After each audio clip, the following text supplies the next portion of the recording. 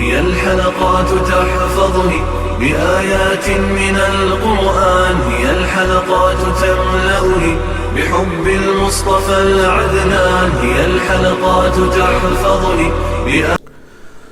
اعوذ باللہ من الشیطان الرجیم، بسم اللہ الرحمن الرحیم۔ ناظرین کرام، السلام علیکم ورحمۃ اللہ وبرکاتہ۔ انشاءاللہ تبارک و تعالی آج ہم لوگ پڑھیں گے النحو الکبیر کا سبق نمبر 14۔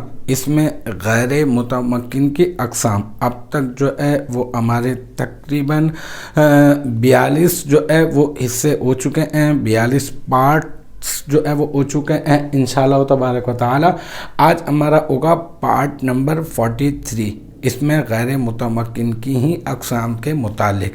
اس میں غیر متمکن کی اقسام میں ہمارا جو سلسلہ اس وقت چل رہا ہے گفتگو کا، وہ ہے اسماء ظروف کے متعلق۔ اسماء ظروف کی ہم نے 3 قسمیں بنائی: ظروف زمانیہ، ظروف مکانیہ، زمانیہ و مکانیہ۔ زمانیہ کو ہم لوگ پڑھ چکے ہیں، اس میں جتنے بھی تھے ان سب کا استعمال بھی پڑھ چکے ہیں ہم لوگ۔ پھر اس کے بعد ہم لوگوں نے ظروف مکانیہ کا جو ہے وہ سلسلہ شروع کیا ہے۔ ظروف مکانیہ کا سلسلہ ہم نے شروع کیا ہے، اور ایک مرتبہ ظروف مکانیہ کی جو ہے وہ تعریف اپنے ذہن میں تازہ کر لیں کہ یہ وہ اسماء ہیں جو کسی فعل کے واقع ہونے کی جگہ پر دلالت کرتے ہیں۔ تو فعل کے واقع ہونے کی جگہ پر دلالت کرنے والے ظروف مکانیہ، مکان سے نکلا نا، تو یہ ظروف مکانیہ ہوتے ہیں۔ اس میں ہم لوگ حیثو کے بارے میں پڑھ چکے، قدامو کے بارے میں پڑھ چکے، تحت، فوقا، اس کے بارے میں ہم لوگ جو ہے وہ پڑھ چکے۔ آج انشاءاللہ تبارک و تعالی ہم لوگ پڑھیں گے آئینہ کے بارے میں۔ تو سب سے پہلے ہم بات کرتے ہیں آئینہ کس معنی میں استعمال ہوتا ہے۔ تو آئینہ جو ہے یہ ایک اس میں استفہام ہے، سوال کے لیے جو ہے اس کو بنایا گیا ہے، اور اس کا معنی ہوتا ہے کہاں۔ اس کے ذریعے سوال کیا جاتا ہے کہاں۔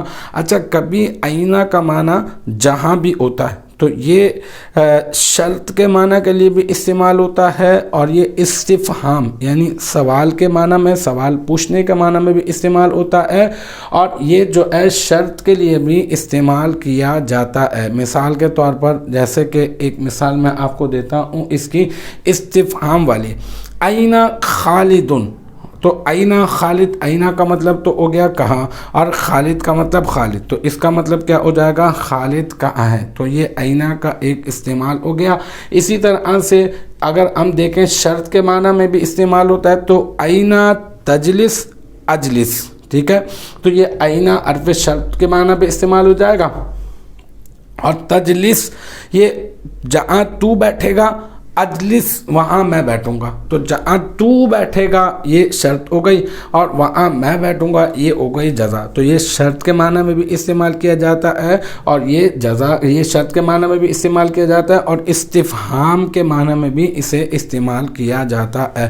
تو بس یہ آج ہم نے آج کی جو کلاس نمبر 43 تھی، پارٹ 43 تھا، اس میں ہم لوگوں نے آئینہ کے متعلق پڑھا۔ تو امید ہے کہ یہاں تک کی بات آپ کی سمجھ میں آ گئی ہوگی۔ انشاءاللہ تبارک و تعالی نیکسٹ ٹائم اگلی ویڈیو، اگلی کلاس کے ساتھ ملاقات ہوگی۔ جب تک آپ اپنا بہت خیال رکھیے گا۔ وآخر دعوانا ان الحمدللہ رب العالمین۔